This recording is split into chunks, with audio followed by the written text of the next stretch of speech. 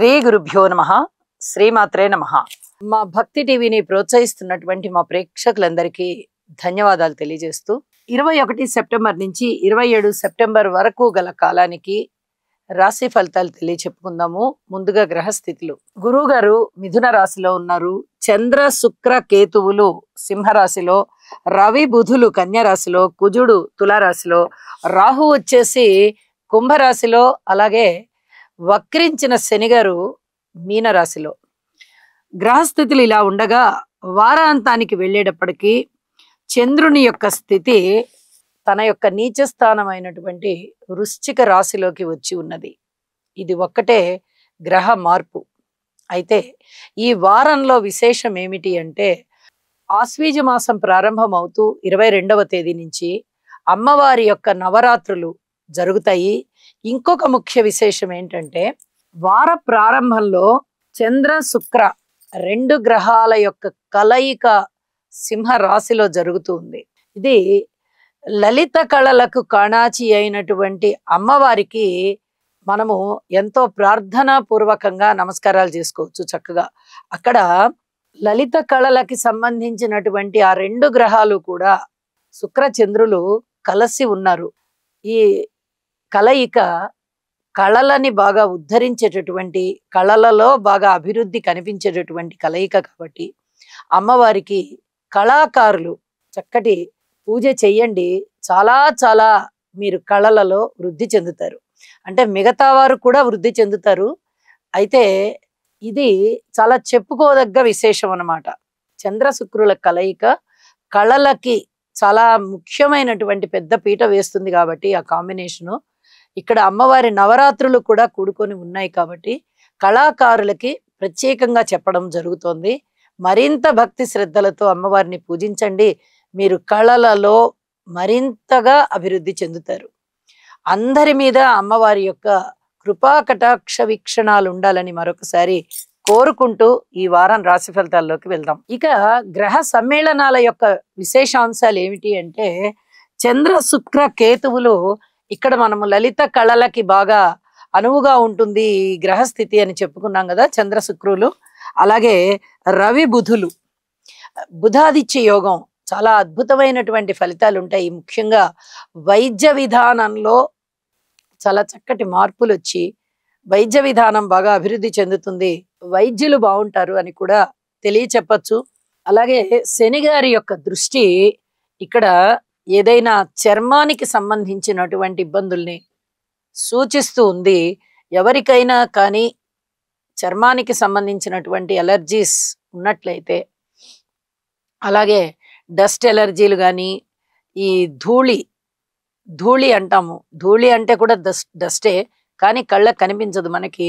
బట్టలు అవి కొత్త బట్టలు తీసినప్పుడు కానీ, లేదా ఇంట్లో స్టాక్ చేసుకు ఉన్నటువంటి బట్టలు తీసినప్పుడు కానీ ఒక విధమైన ధూళి ప్రసరిస్తుంది. అలాంటి విషయాలప్పుడు కానీ ఎలర్జీ వచ్చేటటువంటి అవకాశం ఉంది.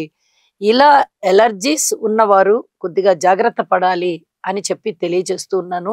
ఇక గురువు గారి పంచమ దృష్టి కుజుని మీద ప్రసరిస్తోంది. అంటే కుజుడిలో ఉన్నటువంటి ఆ ఉగ్రత ఏదైనా ఉందా అంటే అది కొంచెం తగ్గే విధంగా కనిపిస్తోందన్నమాట. ఇవి గ్రహ సమ్మేళనాల యొక్క దృష్టుల యొక్క విశేషాంశాలు అని చెప్పి తెలియజెప్పుకుంటూ ఇక రాసుల్లోకి వెళ్దాం. వృషభ రాశి వారికి ద్వితీయ స్థానంలో గురువు గారి యొక్క సంచారం చాలా చాలా బాగుంది. చతుర్థ స్థానంలో శుక్రాచార్యుల వారు చాలా బాగున్నారు. అలాగే షష్ఠ స్థానంలో కుజుడు బాగున్నారు. ఇక లాభ స్థానంలో శనిగారు బాగున్నారు. ఇవి చాలా అద్భుతమైన గ్రహస్థితులండి. ఇక్కడ ద్వితీయము యోగిస్తోంది, ఇక్కడ ఏకాదశము యోగిస్తోంది. ఈ రెండిటిని చెప్పుకున్నా కూడా చాలు. అంత అద్భుతంగా యోగిస్తూ ఉన్నప్పుడు పెద్ద గ్రహాలు, అలాగే ఎక్కువ కాలం ఒక రాశిలో ఉండేటటువంటి గ్రహాలు, శుభకరమైనటువంటి ద్వితీయ లాభాలలో ఉన్నటువంటి గ్రహాలు చాలా చాలా ధనాన్ని ఇస్తున్నాయి, కీర్తి ప్రతిష్టలను ఇస్తున్నాయి. అలాగే మీ యొక్క మనో సంకల్పం ఏదైతే ఇప్పటి వరకు ఉందో దాన్ని నెరవేరుస్తున్నాయి.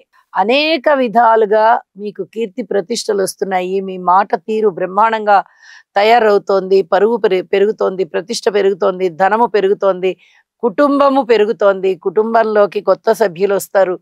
కుటుంబం యొక్క ఐకమత్యం చాలా చాలా బాగుంది అని చెప్పి తెలియజేస్తూ ఉన్నాను.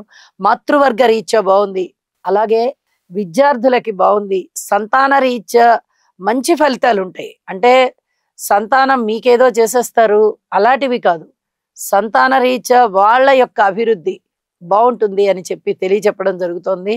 ధనం మీరు కోరుకున్న దానికన్నా ఎక్కువ వస్తుంది. ఇది చాలా చెప్పదగినటువంటి సూచనగా తెలియచేస్తూ ఉన్నాను. ఎప్పుడైతే కుజుని దృష్టి కూడా షష్ఠ స్థానం మీద పడిందో మొండి బాకీలు వసూలవుతాయి, కోరుకున్న ధనము వస్తుంది, మీరేమన్నా రుణాలు తీర్చాలన్నా కూడా తీర్చివేయగలుగుతారు. అయితే ఆరోగ్య విషయంలో మటుకు ఈ చర్మానికి సంబంధించిన ఇబ్బందులు ఏమన్నా ఉన్నాయా అనే దానికి చూసుకుని ఔషధ సేవ చెయ్యండి. ఇవన్నీ కూడా చెప్పదగ్గ సూచనలుగా తెలియచేస్తున్నాను. విద్యార్థులు చాలా చాలా బాగుంటారు.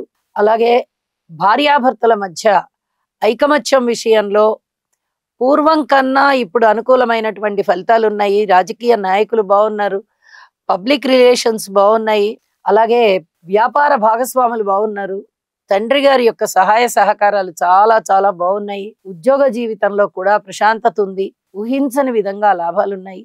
ఎప్పుడెప్పటి నుంచో ఇంతవరకు రాలేవు అనుకున్న ధనము ఇప్పుడు వడ్డీతో సహా వచ్చి మీ చేతిలో పడుతుంది. అంత బాగుంది అని చెప్పి తెలియచేస్తూ ఉన్నాను. అన్ని విషయాలు బాగున్నాయి. వృషభ రాశి వారికి మామూలుగా లేదు, చాలా చాలా అద్భుతమైనటువంటి పరిస్థితులు అన్నమాట.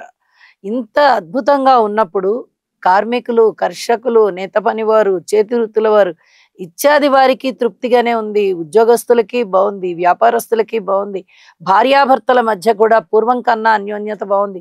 ఇలా అన్ని విధాలా బాగున్నప్పుడు భగవంతుడికి కృతజ్ఞతాపూర్వక నమస్కారాలు తెలియచేయండి. అమ్మవారి పూజ చేసుకోండి, అనునిత్యం భగవంతుడిని ధ్యానించండి, మరింతగా శోభిస్తారు అని కూడా తెలియజెప్తున్నాను. వారాంతంలోకి వెళ్ళేటప్పటికీ చంద్రుని యొక్క గమనము సప్తమ స్థానంలోకి వచ్చి ఉన్నది. ఇంకా అన్యోన్యత పెరుగుతుంది, పబ్లిక్ రిలేషన్స్ పెరుగుతాయి, అలాగే అన్నదమ్ముల సహాయ సహకారాలు కూడా పెరుగుతున్నాయి. ఎన్నో విధాలుగా వీరికి చాలా చాలా మనశ్శాంతి కలిగించేటటువంటి అంశాలు అని చెప్పి తెలియజేస్తూ ఉన్నాను. శుభం.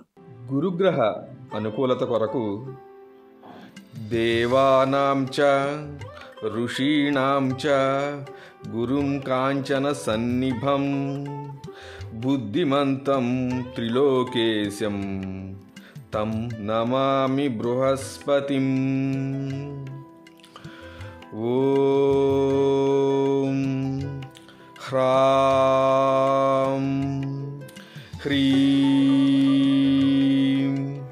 హ్రౌం సహ బృహస్పతయే నమః.